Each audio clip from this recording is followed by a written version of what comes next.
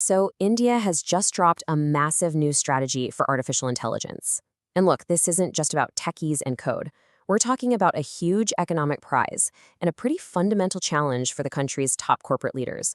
So, let's get into it and break down what's really at stake here.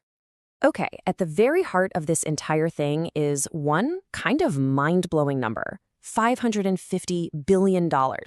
Seriously. And this isn't just some pie-in-the-sky forecast. This is a full-on declaration of national ambition.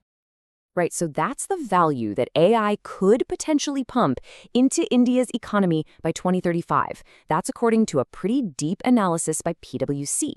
And you've got to understand, this isn't just another tech trend. This is a monumental opportunity to completely supercharge everything from agriculture and healthcare to energy and manufacturing. It's a big deal. So how does a country even begin to capture that kind of value without, creating total chaos? Well, you need a blueprint, and India has come up with a really unique one for governing AI. The whole framework is built on two core ideas: the 7 Sutras, which are basically the guiding principles, and 6 pillars of governance. Now, this is not a copy-paste job from another country's playbook. Nope.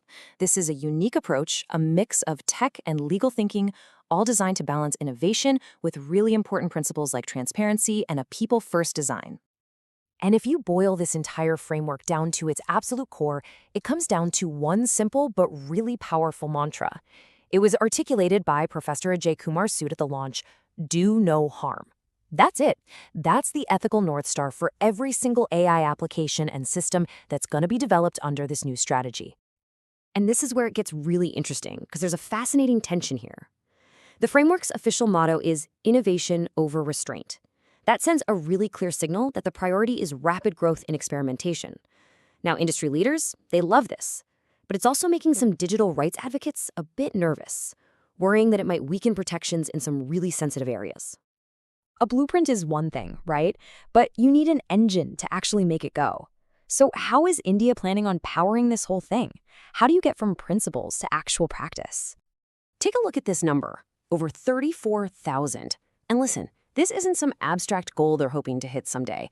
This is a tangible, powerful sign of the government's commitment to building this national AI engine right now.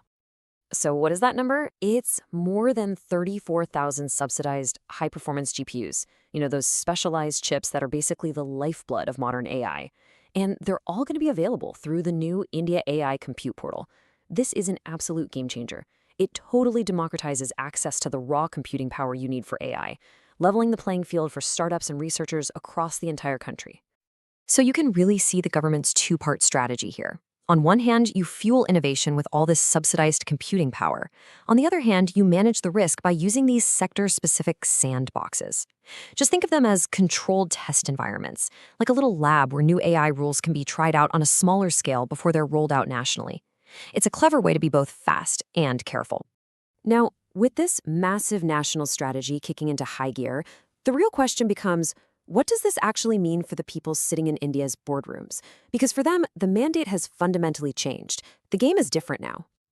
Just look at this comparison. It's pretty stark. You have over half of India's C-suite executives saying that investing in tech and AI is a top priority for growth. Now, compare that to their global peers. It's more than double.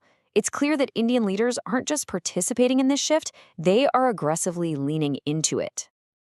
And what that means is that the skills you need to be a board director have totally evolved. It's just not enough anymore to have financial oversight. Today's boards, they need to have deep expertise in things like AI governance, cybersecurity, and ESG compliance. And let's be clear, these are not just buzzwords. They're now core responsibilities. And the stakes?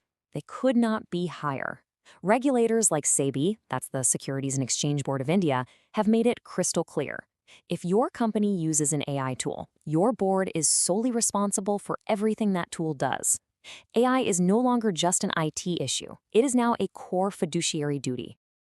Okay, so this all brings us to the ultimate takeaway from India's new AI mandate. And honestly, it's a powerful message for leaders pretty much everywhere.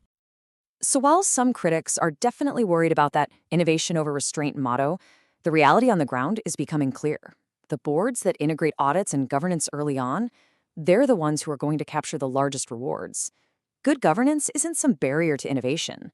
In this new era, it's actually the ultimate competitive advantage. So, for any company that's looking to compete and thrive in this new world, the message is pretty simple. You can't just bolt on compliance at the end. In the age of AI, the only way to responsibly and successfully scale is by embedding governance into your systems from day one. It's all about governance by design.